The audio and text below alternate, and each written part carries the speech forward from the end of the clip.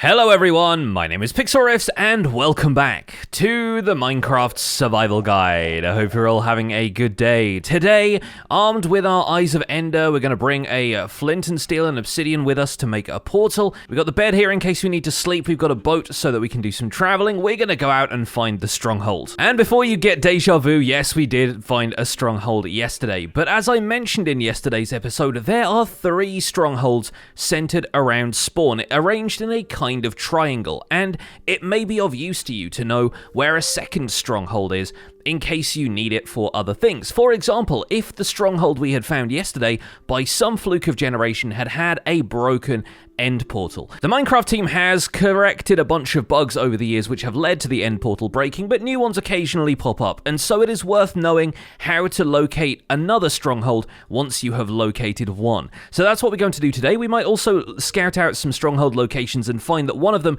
is in a really cool location that maybe will turn into a base in future or something like that. I would like to know where the other strongholds are. And so today what I'm going to provide you is hopefully a helpful guide to finding the stronghold. Now, we need to imagine a circle, which is difficult in Minecraft, so I'll put one up here on the wall to demonstrate. Imagine that the center of this Eye of Ender is spawn, and the outer ring there is the outer ring where we can imagine the strongholds generating. Because as I mentioned, as that diagram showed in yesterday's episode, they generate in rings centered around your spawn point. For the sake of this explanation, let's say that we found our first stronghold directly north, so right at the top of this ender pearl here. What the game will try and do is generate the other two equally distant from this around the same rings. So they will end up generating one here and one over here, kind of like a shape of a triangle. And before all of the Illuminati confirmed memes come out, I'll probably put that back and show you the diagram from yesterday, because if we draw a triangle around the outside of that first ring,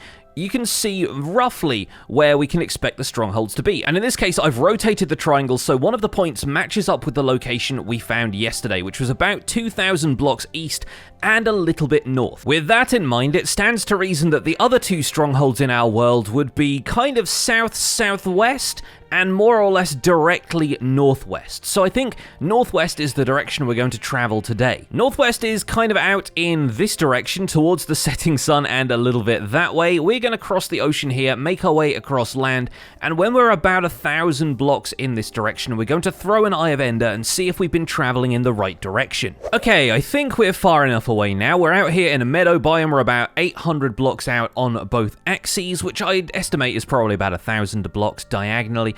Let's throw an Eye of Ender and see if we are right.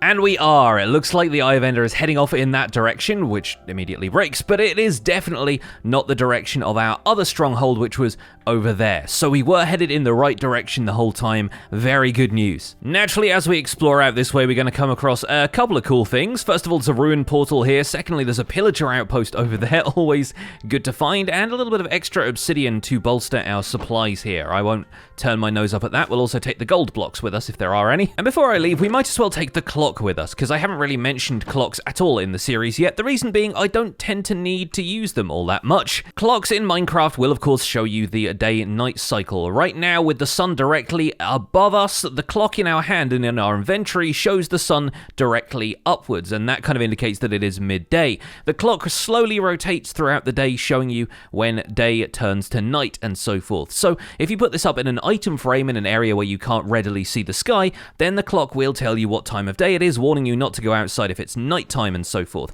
They can also be kind of useful to use in caves, especially if you're down there in the deep slate levels and you want to know whether it's safe to return to the surface. But honestly, I find it easy enough just to tell the time by looking at the sky in Minecraft, and learning to read these clocks takes a little bit of time, because it's not like an analog clock from the real world where they've got actual numbers on. It's all pictographic. If you want to, you can craft clocks using 4 gold ingots and a piece of redstone, but you can also look the recipe for a clock up in a crafting table, if we remove the show craftable there, and in days gone by, the clock sprite and even the compass sprite in your inventory would actually show you what the time was and which direction spawn was. Unfortunately, they kind of got wise to that and they ended up changing that, so the clock has a static sprite in here now, but it was pretty funny for a while not even having to craft a clock to know what the time was. Now, wouldn't it be cool if our second stronghold was down there in that ravine? I'm going to take a quick look with the spyglass, but yeah, just some deep slate down there. I think we are far enough out though. We're about 1,400 blocks out on the Z-axis. Let's get to the top of one of these ridges and throw another Eye of Ender. Yep, that one broke, but it is continuing to lead us northwest, so we'll continue on this vector until we feel like throwing another eye. We have the ridges of a snowy mountain forming here at the edge of the savannah. Let's get to the top of this and throw the next Eye of Ender and see if that continues down the mountainside. And it's now skewing a little bit further north, which means we are zeroing in on our location. Very good, and hopefully there's no powder snow traps because I want that Eye of Ender back. There we go. Looks like these Eyes of Ender are taking us out to sea. And it has been known that strongholds will generate in open water like this, although these days there's a lot more of the underground for them to generate in, so we might end up finding it a little bit further down if it's actually in this ocean biome. There's a pretty decent sized stone shore here. Let's throw, and we are headed back. Okay, so if we're trying to find the chunk the stronghold is in, I'm thinking next one over. So it looks like we're roughly, yes, in this chunk here. Okay, good to know, and hopefully that Eye of Ender should return to us. Probably bubbling up through the water. Yes, there we go. Now, having found the stronghold in the more organic way in yesterday's video where we just kind of dug around until we found it, today we're going to look at the slightly more technical way. And this is unfortunately one of those things that's only available to Java players because it involves debug information. Now, if we enable the chunk borders by pressing F3 and G, we'll see that we're standing in a single chunk with the wireframe all around us, and much like finding buried treasure, we can use our relative coordinates inside this chunk to locate the exact point at which the stronghold structure begins to generate. Fun fact, when the game chooses the location for a stronghold to generate, it doesn't start at the portal room, it starts at one of the winding spiral staircases, which is always buried underneath the relative coordinate 4, 4 in a chunk. So if we head over in this direction and line ourselves up there, here we go, 4, 15, 4. If we dig straight down right here, we are pretty much guaranteed to find one of those spiral staircases that spawn as the entrance to a stronghold. Now, if I dig down a little bit here, we're obviously going to have to block the water from flooding in, and I'm going to do what I did in yesterday's video where we dig down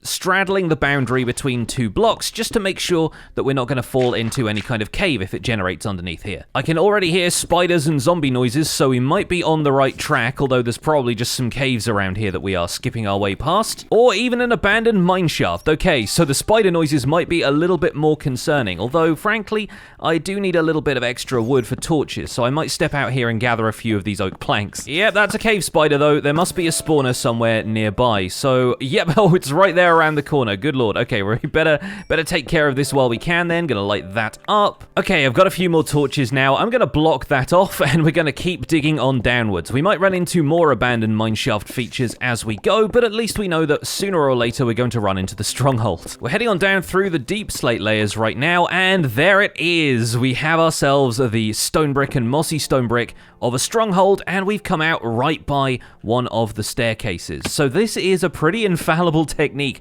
even in the new world generation from 1.18, to find the stronghold once you know which chunk it's in. Much like buried treasure, once you have the chunk, the rest is nice and straightforward. And this is immediately intriguing. We have a stone button right here next to a closed off section of wall, which kind of indicates that there was an area right here, and we have a couple of gold ingots and an iron helmet in the chest. I am still on the lookout for that music disc that I mentioned in yesterday's episode, the other side music disc. So once again, I'm going to use the ender chest to clear out my inventory a little bit. We've got a bunch of blocks that I will probably end up saving and taking home with us. And we can explore the stronghold in much the same way until we encounter the portal room, which is relatively close to the area we came down into the staircase. So we have another portal right here, and this one has 2 Eyes of Ender loaded up in it. The amount of Eyes of Ender that will already be in a portal skews towards the random. You don't typically find one that has a huge amount in them. Normally I've only ever found them with up to 4 in there, but it is mathematically possible, although incredibly unlikely,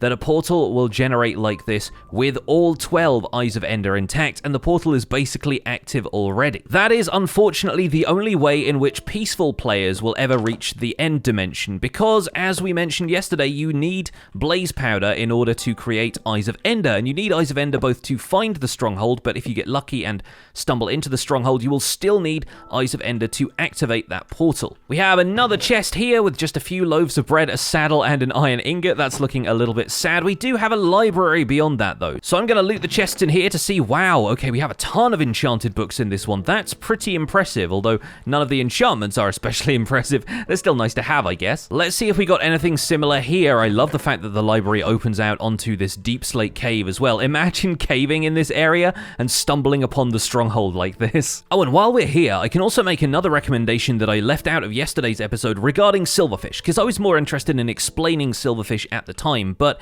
if you're using a silk touch pickaxe, there is a way to avoid encountering silverfish anywhere except for the spawner. Let's find an infested stone brick. We've got one right there. If we broke that with our fortune pickaxe, we would end up breaking that and letting the silverfish out. If we break it with a silk touch pickaxe, on the other hand, we simply obtain the block as though it weren't infested at all. We cannot take infested stone bricks with us, so you can't prank your server mates with silverfish without a lot of moving silverfish around, but we could always put those blocks back and they won't be infested when we return them. And that is another really useful property of Silk Touch. It allows you to avoid encountering silverfish by breaking blocks because you're obtaining the block itself. This is interesting. This oh my goodness, this is the kind of stuff I wanted to find in these other strongholds, because generation gets a little bit wacky, and as you can see here, the next library has been almost completely cut off by the inclusion of an amethyst geode in world generation. We've also got a little bit of bread in this chest here, but if you look at all of this, if we end up digging through the wall here, we'll dig through the side of the geode and we'll find sections of the stronghold library generating on the other side as well. So the geode has effectively eaten half of this library, but the other half here is still intact, and it looks like it may even have replaced the loot chests, which is a little unfortunate, but we can dig around in here and see if the chests are still there. There is one! Amazing! It's the one with all of the books and stuff in it, so it looks like the one down here may have been absorbed into the geode as well, but man, that's kind of cool world generation. I love that. I'm going to take a screenshot of this from the other side, because how often do you find an amethyst geode with a stone brick roof and some books generating in it? These have got to be, if not one of a kind, then certainly one in a few thousand. So that's pretty much made my day. Really happy we found that. I am going to continue exploring the remainder of this stronghold, and I'll let you know if I find anything interesting loot-wise, but I think for now, we're probably just going to skip ahead to finding the third stronghold in our central ring. We'll make a nether portal out to both of them so we can go to any of the 3 strongholds we want, and we might even get to see if that one has a more active end portal. Okay, back at the storage system, we can throw the rest of this stuff in the box. It doesn't matter if some of this isn't in our storage system, because the stuff like the mossy stone bricks and the cracked stone bricks and stuff can all just get filtered into the separate overflow there that we can sort out later. And with most of the same stuff still in our inventory, might replant this oak sapling somewhere over here, we're going to go out in search of the final stronghold from the central ring, which, according to my calculations, should be somewhere in the southwest quadrant. This one should be more south than west, but the one we just found was a little bit more north than west as well, so I think this one might be closer to a direct diagonal than I thought initially. And honestly, judging by where we are in the world right now, it might be fairly close to that savannah village, although once again, there is no correlation between villages and strongholds on Java Edition, although apparently there is in Bedrock Edition. Well, 1,000 blocks to the southwest and out of the jungle, we start encountering this massive hill right here. So I think we're probably going to climb this, and from the top we will throw our next Eye of Ender. Up here in the branches of these trees, we can give this a throw. It should still be heading towards the southwest. Oh, okay, no, it's heading a little bit more south. That's good to know, and of course it ends up breaking. This is actually getting close to that area I wanted to build my base initially, in that dripstone cave. Imagine if we explored underneath that, and the stronghold ended up under there. And yes, it does look like this is the dripstone cave we explored before. I can see a bunch of torches that I placed previously. Well, I'm going to go around the outside, because I'm not going to expect that the stronghold is in this cave. Nice open space, Plains Village over there to the south. Let's see where we're going. Yep, still headed southeast. Another savannah village over here, but not our savannah village. There's a pink sheep over here as well, which is a good omen. And we've only got 1 Eye of Ender left, although I've got enough supplies in my ender chest that we can make about 16 more. So hopefully we'll make this one count, correcting back towards the west. Once the direction of travel gets a bit more specific like that, we know that we're in the right sort of area. So we need to throw the eyes a little more frequently, and hopefully they'll lead us to where we need to go. Yeah, up here between the river and that crevasse, let's see. Okay, we're headed down in this direction, so we're in the right chunk for it. Looks like our 4-4 coordinate is right here underneath these jungle leaves, so let's do the same thing we did before and dig on down. This time we've dug straight into an aquifer. We have a flooded section down here. So the best thing to do, I think, in this case is going to be to fill this up with whatever blocks we have on us. And then we can fill in any of these blocks which are water sources and slowly but surely start to drain this area out. Once we've managed to dry this out, we can keep digging on down and pretty much directly into the stronghold staircase. Fantastic. Okay, so this is the third stronghold.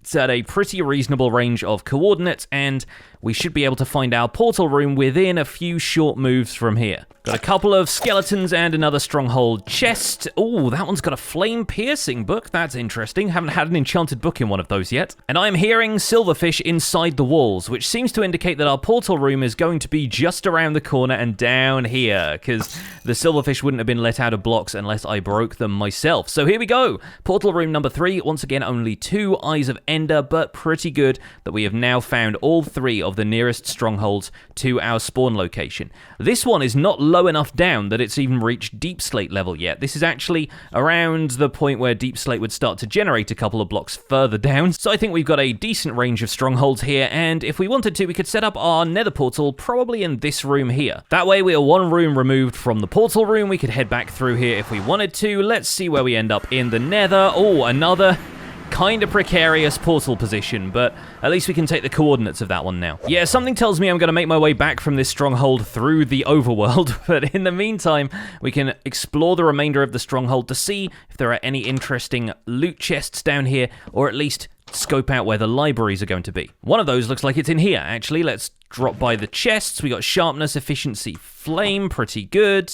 And this is a library with the closed-off roof, which means we don't get a second floor to it. But that's fine, because the enchanted books are down here in the first place. There's a couple of jail cells in this corridor. Doesn't really seem to lead anywhere. And once again, we're getting a bit of deep slate forming around this level. So let's double back and see if we can find anything in the neighboring corridors. We do have a chest here, though. Let's see what it's got. A little bit of bread and a saddle. Again, not impressive loot from here. 2 diamonds is basically the best we've got. This stronghold seems to specialize in 3-way rooms that don't have any exits, because everything is blocked off by deep slate now. We had another hidden entrance here, but that did just end up leading around the corner to this, which you'd already marked out with a torch. And that seems to be pretty much it for this stronghold. As long as they've generated the portal room, they don't really need to go on generating, and sometimes you'll find ones where the libraries aren't really there at all. So in this case, it looks like we've got everything that we can from this area. We might find, if we go caving through the rest of it, that some of it has been cut off by some of those walls of deep slate. But to be honest, aside from the occasional corridor loot chest, there's not really a great deal else to be had here. We didn't check through this door yet, apparently. I'm hearing some spider noises from somewhere, and there is another corridor chest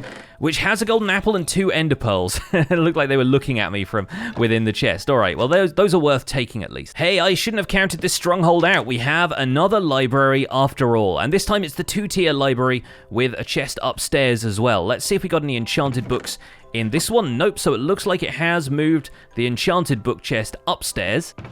And that time we got Bane of Arthropods and Power, okay, I guess, and Lure as well, which isn't too bad, I suppose. But, yep, once again, the library mostly good for gathering bookshelves. I'm pretty sure 2 is the maximum amount of libraries a stronghold can have. I haven't ever seen one with more than 2 libraries in all of my years of playing Minecraft, although it could potentially overlap with another stronghold if you're on Bedrock Edition, where they don't seem to have such strict spawning conditions. And it sounds like our zombies and spiders and stuff are all up here. 1 loaf of bread in that chest, though, singularly unremarkable. Another 3-way room which leads to nowhere. We're kind of seeing a pattern at this stage. And a couple of spiral staircases which terminate in a spider. And a couple more corridors, actually, so it's not quite over yet. But now it's over. I've been in basically every room I can find in the stronghold, and it seems like we don't have anything else to grab from here. So I'm probably going to leave via the way I came in. I'm going to go back to this area where we can kind of see the daylight has a different quality to the torchlight, especially because I think it is getting close to nighttime outside, or maybe it's raining. Either way, I'm going to use the water bucket here to travel vertically up here. We could do this with ladders, of course, but all we need to do is grab the bucket of water and quickly place it above our heads. hold down the jump button so we can keep rising up through here, and if we dig a hole 2 blocks wide, then it actually means the water takes longer to flow away, which makes this a lot easier to do than if you were doing it with just a 1 block wide dig straight down. So there we go, we've found all of the strongholds. I'm going to mark that with a couple of torches just in case we need to find that again. We can take the coordinates of our entrance there as well, and if we wanted to, we could even leave a bucket of water at the bottom of the hole there that we could jump into nice and easily. But with all 3 of the strongholds scouted, we know that we can come back to any one of those to begin our journey to the end, and I think we'll probably go back to the one we found in yesterday's episode because I did already dump a couple of Eyes of Ender into the portal, but we can activate all 3 of them if we want to. And if you want to search a little bit further afield for your strongholds, if you decided to make your base 5,000 or so blocks out, then the same rules are going to apply. Let's bring up that graphic from the Minecraft wiki again, because if we're not just taking into account that central triangle, if we're looking at all of the rings of the strongholds and how many strongholds can generate on each ring, they will be spaced apart equally on each of those rings if you're playing in Java Edition. So you should be able to mathematically figure out where the next stronghold over is from your location. They're not going to be at these exact